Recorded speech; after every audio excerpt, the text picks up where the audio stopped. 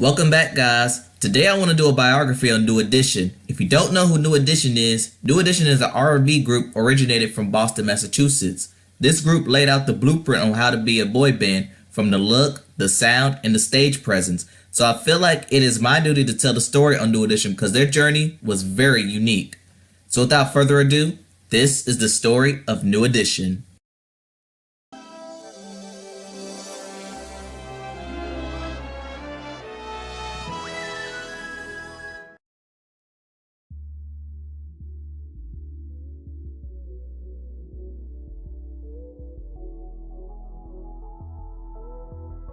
The starting journey for New Edition began in 1978 in Roxbury, Massachusetts, 5 miles outside of Boston. Robert Beresford Brown, or later known as Bobby Brown, had dreams of becoming an entertainer, but suffered from stage fright. So he recruited his friends Michael Bivins, Ralph Tresvant, and Ricky Bell to form a group. They hired Brooke Payne as their manager, and he named the group New Edition. Throughout the early 80s, New Edition performed for talent shows to make ends meet and began to grow popularity. On one talent show, organized by Maurice Starr, New Edition came in second place, but Maurice Starr loved what he saw and he gave them a contract to Streetwise Records. Their contract gave them a $500 guarantee and a Betamax machine, but Maurice Starr wanted to add another member to make the group complete. So Brooke Payne recruited his nephew, Ronald DeVoe, to join New Edition as he was a talented dancer.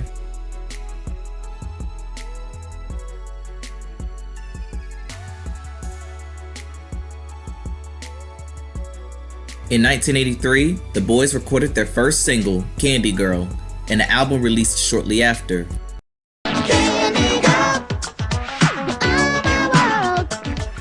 The single Candy Girl went number 1 on the R&B charts.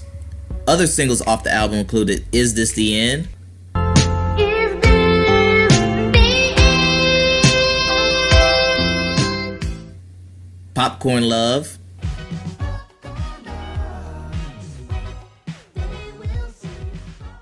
and Jealous Girl.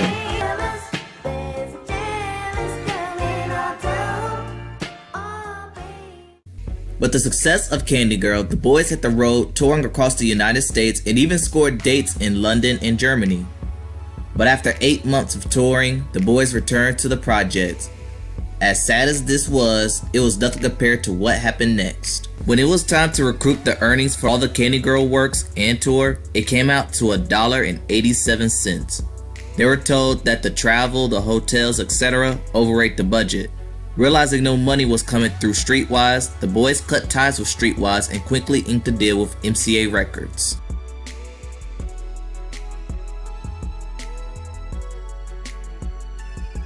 On July 1984, the band released their second self-titled album.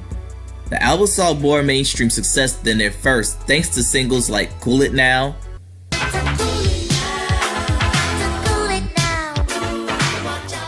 and the Ray Parker written tune, Mr. Telephone Man.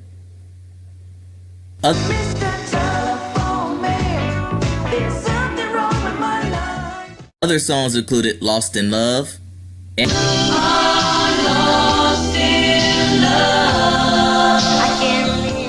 My Secret, Did You Get It Yet? As the album went double platinum.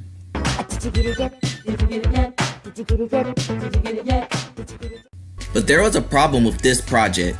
Their image did not match the music. The label wanted New Edition to keep a squeaky clean image, but New Edition were not, despite being teens.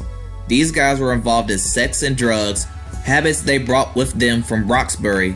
Of all the members, Bobby Brown sank into these habits the hardest. He even had a son during this time. You would think their money issues was resolved when they signed with MCA. However, it wasn't. The boys failed to read their contracts and found out they were actually signed to Jump and Shoot Productions, who had their own deal with MCA. And if you know anything about the music industry, production deals are super bad. So the boys borrowed $500,000 to extradite themselves from Jump and Shoot, leaving the boys in debt heading into their third album.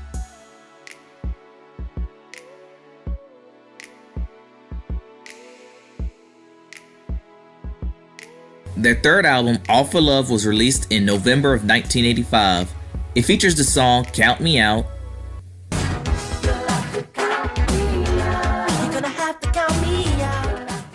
A Little Bit of Love Is All It Takes,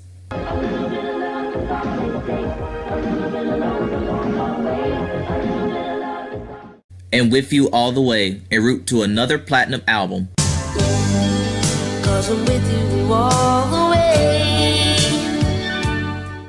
But by this time, Bobby Brown was growing more rebellious over his peers.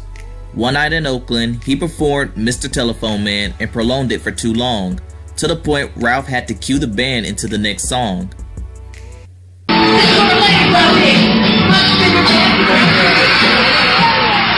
guess somebody stopped the band from continuing while I was holding the note. Infuriated, Bobby Brown took his microphone and threw it in the air, nearly hitting his bandmates. After the show, pressured by management, the boys voted to kick him out the group. That night, Bobby Brown was sent a plane ticket back to Boston.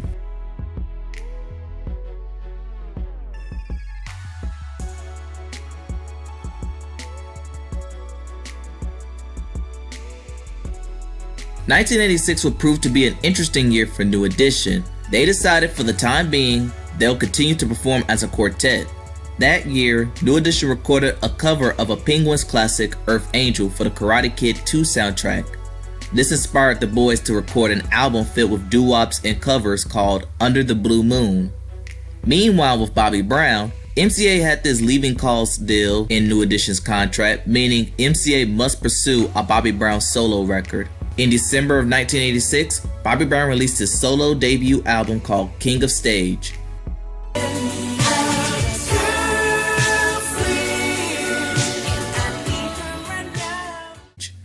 Although it wasn't a commercial success, it gave him the creative freedom he always desired.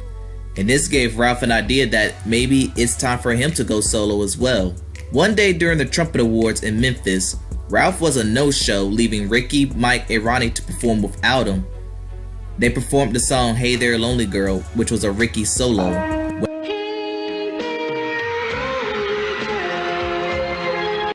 Got back to Boston, the three confronted Ralph about not showing up. Ralph played them a few solo songs of him, and that's when New Edition began to fear that Ralph may be leaving the group as well. Fearing that Ralph was leaving the group, Michael Bivins ran into Johnny Gill at a concert. Johnny Gill, a Washington DC crooner, had already established himself as a solo artist. He had just inked a deal with MCA, and their CEO, Gerald Busby, thought it would be a good idea of him joining New Edition. But as it turned out, Ralph wasn't ready to leave the group, and he didn't want Johnny to join the group. Remember, Johnny was initially brought in to replace Ralph.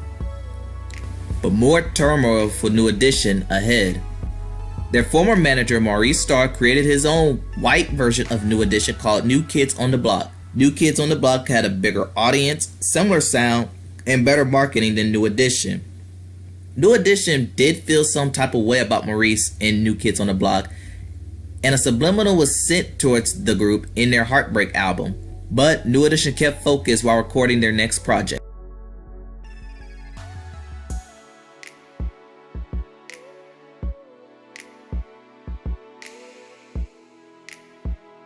While New Edition was dealing with their issues, Bobby Brown was ready to take off. In June 1988, Bobby Brown released his second album, Don't Be Cruel. It was headlined by the lead single, My Prerogative, which went #1 on both the R&B and the pop charts.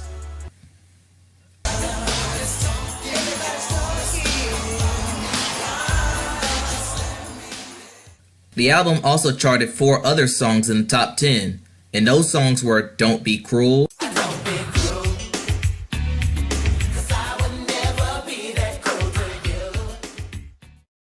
Roni,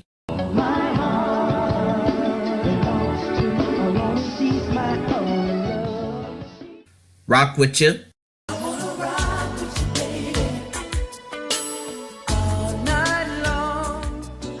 and Every Little Step I Take.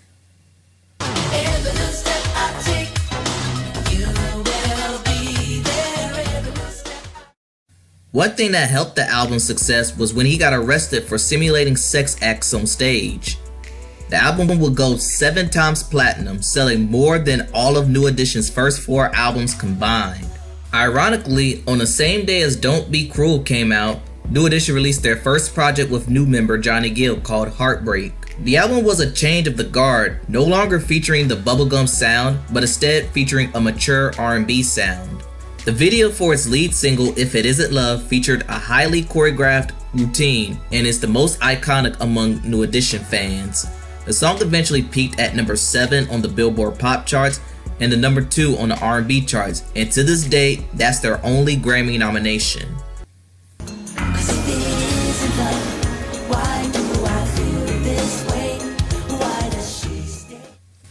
Other songs from that album included You're Not My Kind of Girl,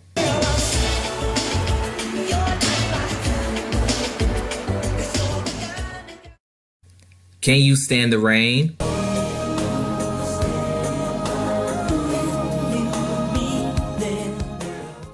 Crucial,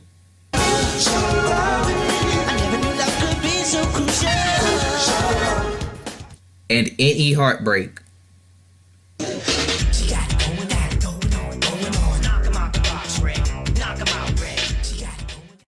The album will be their most successful, going 4 times platinum. The group embarked on a successful Heartbreak tour which featured Al B. Shore and former New Edition member Bobby Brown, to the surprise of New Edition and even Bobby Brown himself. Despite the tour success, an itch for individual freedom began to surface. Stay tuned for part 2 as we talk about the solo careers of New Edition, the disaster known as the Home Again era, and what New Edition's up to today.